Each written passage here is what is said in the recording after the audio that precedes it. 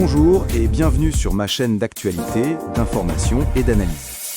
Avant de commencer, si vous aimez les analyses claires et factuelles sur l'actualité africaine et internationale, pensez à liker cette vidéo, à laisser un commentaire et à vous abonner à la chaîne. Cela nous aide énormément à continuer ce travail d'information indépendante. Le président béninois Patrice Talon a récemment prononcé son discours annuel sur l'état de la nation devant le Parlement. Mais ce discours est particulier. C'est le dernier qu'il prononce dans ce format à quelques mois de la fin constitutionnelle de son second mandat. Dans ce reportage, nous allons analyser ce discours pour un public international, son contenu réel, ses messages politiques, ses implications démocratiques et ce que cela signifie pour l'avenir du Bénin dans une région marquée par de fortes instabilités. 1. Le contexte. Pourquoi ce discours compte ? Le Bénin est souvent présenté comme l'une des démocraties les plus stables d'Afrique de l'Ouest. Contrairement à plusieurs de ses voisins, le pays n'a pas connu de coup d'État depuis les années 90 et a conservé une continuité institutionnelle rare dans la région. Le discours sur l'état de la nation est donc un moment clé.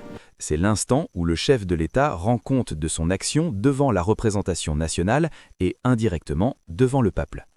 En 2025, ce discours prend une valeur particulière. Il marque la fin d'un cycle politique de 10 ans. 2. Le ton. Un discours de bilan et de transmission. Le ton est posé, solennel, presque historique. Patrice Talon parle moins comme un dirigeant en exercice, comme un acteur en fin de mission qui souhaite fixer un cadre d'interprétation de son action. Il ne promet pas, il n'attaque pas frontalement ses opposants. Il cherche surtout à expliquer ce qu'il considère avoir changé. Le mot central est la transformation. Transformation de l'État, transformation économique, transformation administrative, transformation des mentalités de gouvernance. 3. Le bilan économique et institutionnel.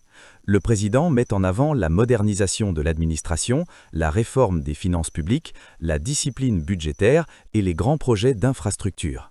Pour un public international, cela correspond à un modèle classique de réforme dite étatiste réformatrice, renforcer la capacité de l'État avant de libéraliser davantage. Ce modèle vise à rendre l'État plus prévisible pour les investisseurs, plus efficace pour les citoyens et plus crédible pour les partenaires internationaux. C'est ce que Talon appelle la sortie du bricolage institutionnel. 4. La question sociale, progrès et limites. Le président évoque les progrès sociaux, mais de manière plus mesurée. Il admet l'existence de frustrations, de difficultés économiques pour certaines catégories, notamment les jeunes, les travailleurs informels et les populations rurales. Mais il affirme que ces tensions sont le prix transitoire de la restructuration de l'État. C'est un discours typiquement technocratique, priorité à la structure avant la redistribution. 5. La sécurité, une ligne rouge. Une partie importante du discours est consacrée à la sécurité. Dans un contexte où plusieurs pays de la région sont confrontés à des groupes armés et à des ruptures institutionnelles, Talon insiste sur la nécessité absolue de préserver la stabilité.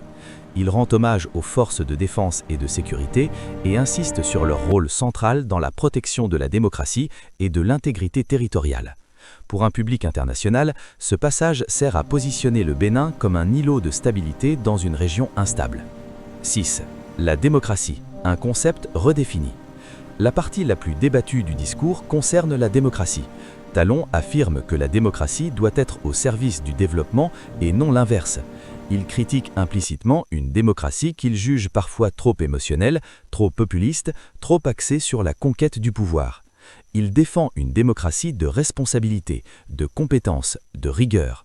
Ce positionnement est cohérent avec son style de gouvernance, mais il alimente aussi les critiques qui estiment que certaines libertés se sont réduites sous son mandat. 7. 2026. La transition comme enjeu. Même s'il ne nomme pas de successeur, 2026 est omniprésent dans ce discours. Le président affirme qu'il quittera le pouvoir conformément à la Constitution, mais il insiste aussi sur le fait que le pays ne doit pas revenir en arrière. Il pose donc une condition implicite, la transition doit être une continuité, pas une rupture. C'est un message autant adressé aux élites politiques qu'aux électeurs. En conclusion, ce discours n'est ni une adieu, ni une campagne, ni une justification. C'est un discours de cadrage historique. Patrice Talon cherche à inscrire son action dans le temps long et à définir ce que doit être, selon lui, le futur cadre de gouvernance du Bénin. Que l'on partage ou non cette vision, ce discours marque un tournant, la fin d'une décennie politique structurante et l'ouverture d'une phase d'incertitude démocratique normale dans toute transition. Le véritable enjeu commence maintenant. Si cette analyse vous a été utile, pensez à liker la vidéo, à laisser votre avis en commentaire, c'est toujours intéressant de lire vos points de vue, et à vous abonner à la chaîne pour ne pas manquer nos prochaines analyses sur l'actualité africaine et internationale. Merci de votre attention.